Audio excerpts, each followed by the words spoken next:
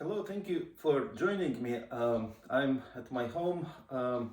Just came back from Texas. I performed Beethoven First Piano Concerto with the Louisville Symphony Orchestra this past Sunday. It's a fantastic piece. I just want to share some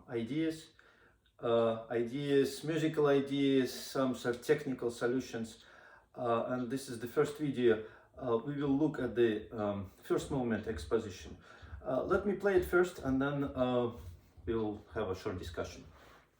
Thank you for joining me.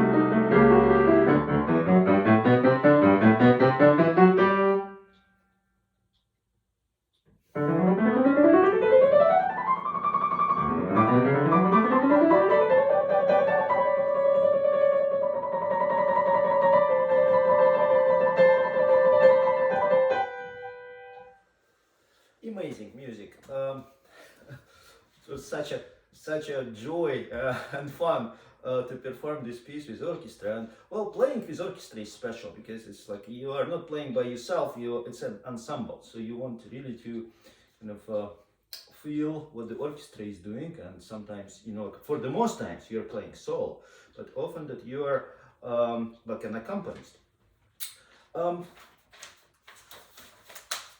Some ideas. The piece starts with orchestral ritornello. So orchestra is presenting all musical ideas for the first movement, and it starts.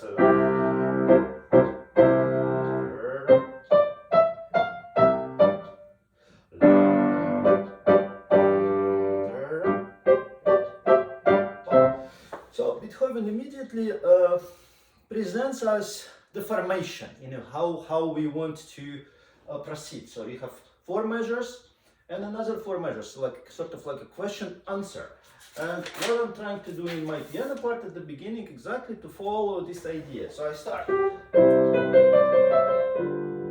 little bit different, but it's the same 4 measures and then answer.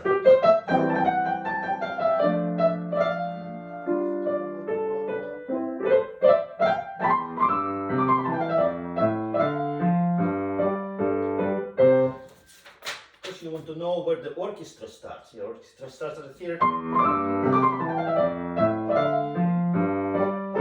Orchestra is playing tutti. Now it's my solo.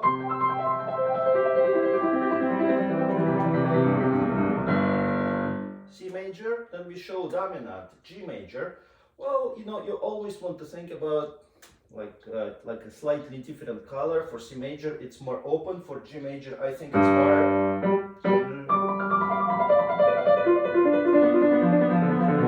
so a little bit different color. And something like I like to be consistent, something, you know, like I established this at the beginning. This is more open, this is a little bit more conservative. Back to the open mode. So I keep doing the same thing right here at my solo. This is more open, this is a little bit more conservative. And I keep doing this. So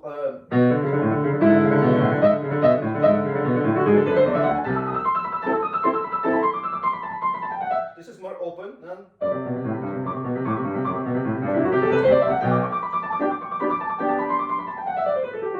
the answer is a little bit just a different color. You know, I don't maybe want to use the word conservative, but just thinking maybe a slightly different level of energy, and maybe not so straightforward and kind of decisive. Yeah. We keep going, and you know, as you can see that, you know, the pattern in this music states is lam pum pum pum, and it goes, you know, basically through the entire movement.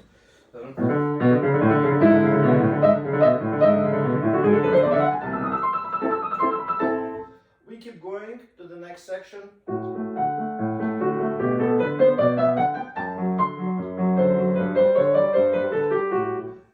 I would like to stay with the same formation, so it's like, you know, like four measure formation. So I don't present it like a immediate question and answer, just slightly different.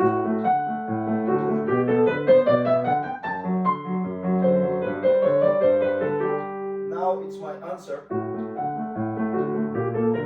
Also, we're moving from G major to G minor and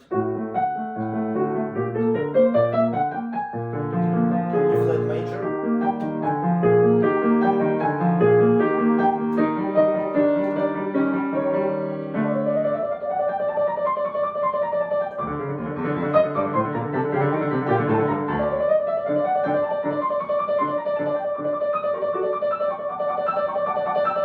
And we still feel a pom pop pop pom. It's like orchestra is playing.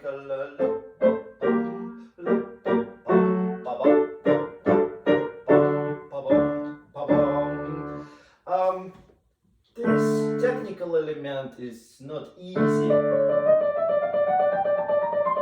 because we have upper voice, we have lower voice, and I like to tell my students, when we deal with this type of texture, you always want to keep control of 3 levels: the upper voice, the voice that is moving, the lower voice, and also that overall it's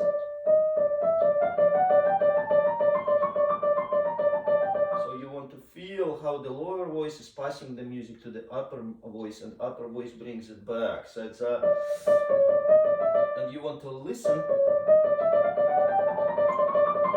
and feel how the music is developing. So there is a good start, good good climax, and you know, good ending of this little phrase, and feeling the orchestra, what orchestra is doing.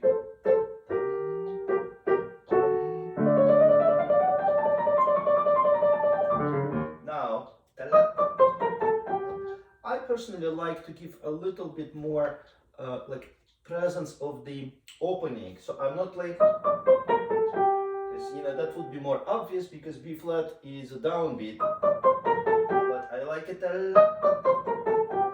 It kind of like gives a little spice to this music.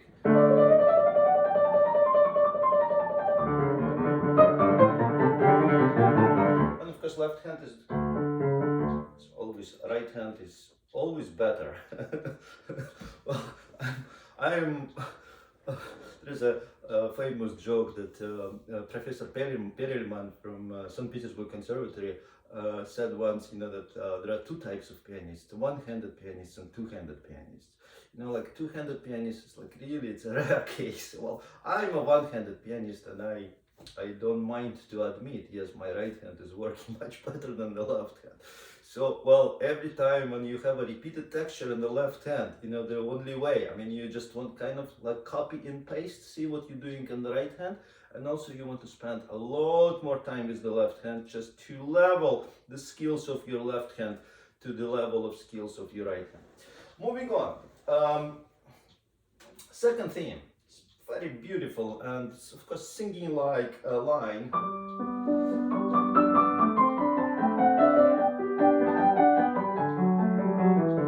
Surprise, surprise, Beethoven stays with the same formation. So I try to unite this whole phrase and not break it and keep four measure structure.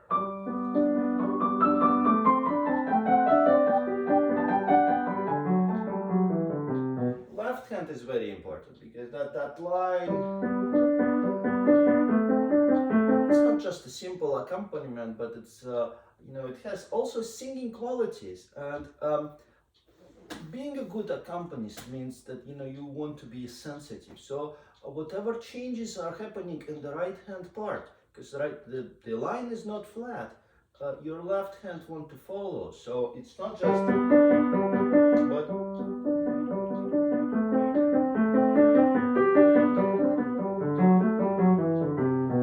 I like to advise my students, when you practice hands separately, and this is very important to practice hands separately, don't be formal.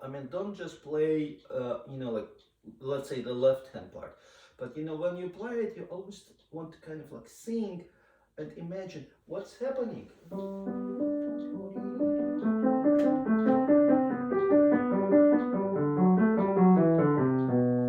Think about shaping, like macro shaping and micro shaping, because we have, like, our cell is 4 notes. So here you have choices. You can do 1, 2, 3, 4, 1, 2, 3, 4, or 1, 2, 3, 4, 1, 2, 3, 4, or 1, 2, 3, 4, 1, 2, 3, 4, or 1, 2, 3, 4, 1. So it's what I call it practicing in groupings, and it works for, well, a lot of different textures. Like it depends how many members in the group you have. Let's say you have 4 members. That means that you can access it in 4 different groups. Yeah, if you have 6 members, like you can access it in 6 different groups. But this is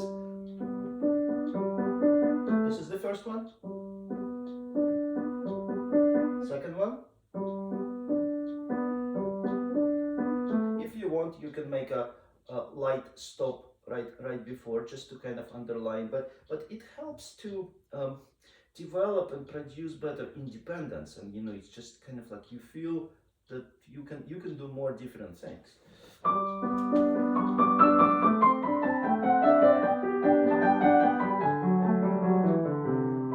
Modulation, that means that we want to change the color, and this is answer.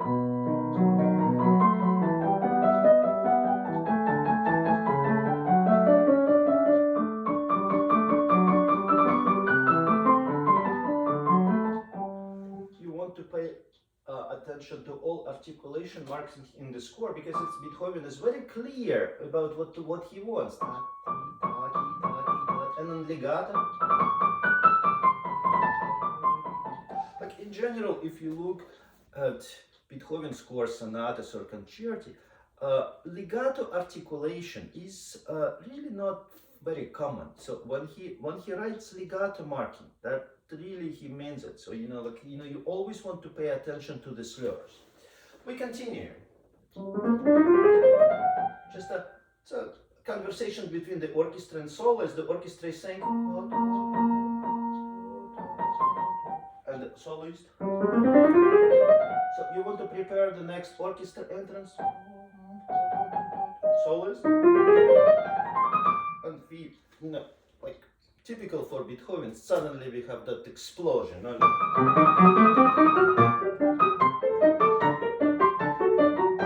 the new episode comes, dum, pum, pum, pim, and as you can see that we're still going to 1, 3, 4, 1, 3, 4, 1.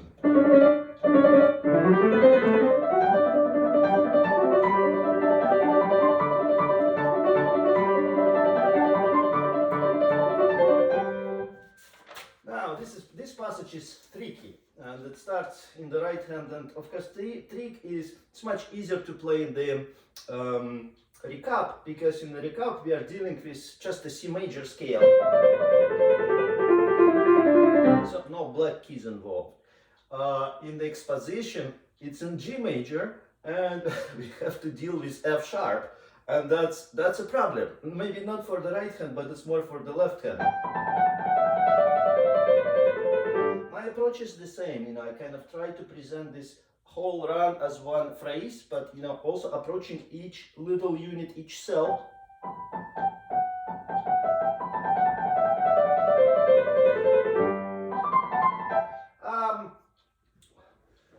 It can be played in many different ways. Some people use just one hand and play this whole run with one hand. I like it two hands, and I'm using 2, 3, 2, 3, and I like it.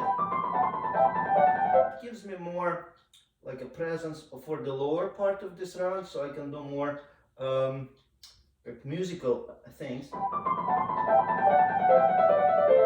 Now problem arrives, because on the left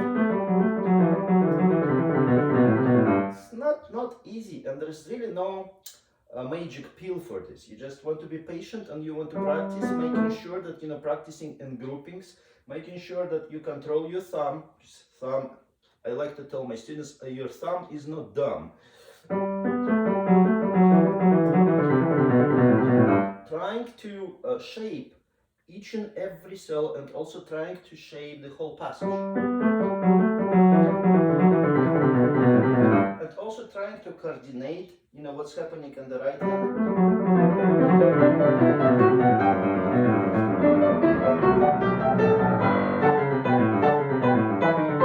Well, we have 1, then the second, then the third, and 3 sforzandi in a row.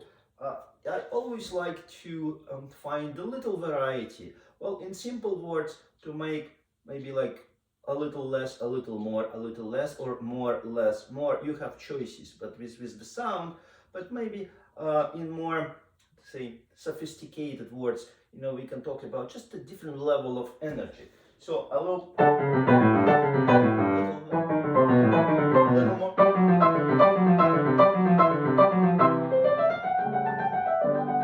Transition, and we go back to that run.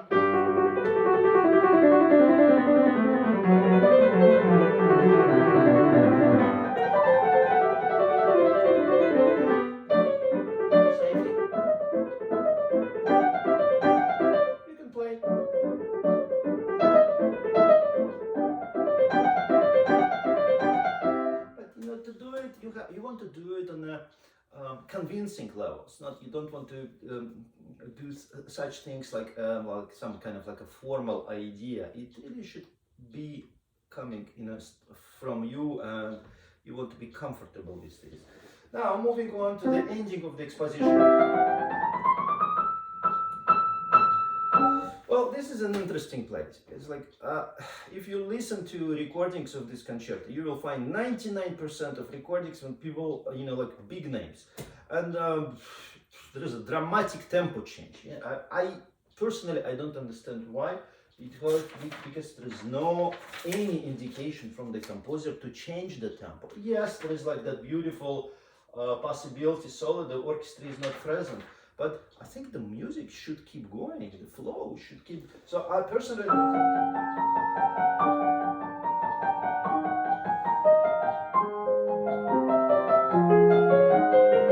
You can do so much with voicing. You know, follow the upper voice, follow the beautiful middle voice, follow the bass line. This is beautiful. You know, there is no need to slow down.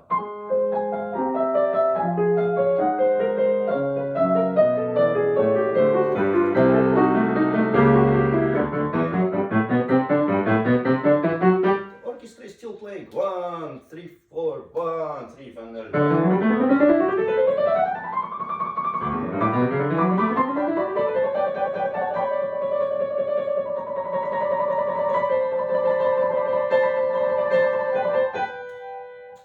well, those runs, same thing, you know, right hand and left hand. It's much easier to play with the right hand. Left hand is more difficult. But you practice in groupings.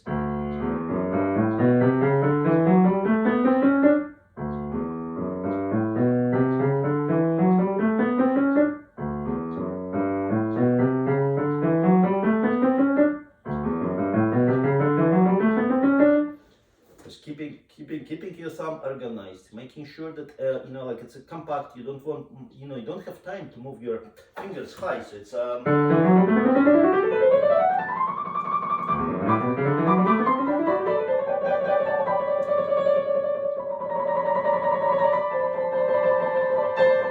and this trill the orchestra is playing. So I want to be, you know, part of the ensemble, and so I'm playing. I think it's quite appropriate. Well, that's enough. In the next video we will talk about the middle section and about the recap. Thank you so much for joining me, and please join me for the rest of the piece.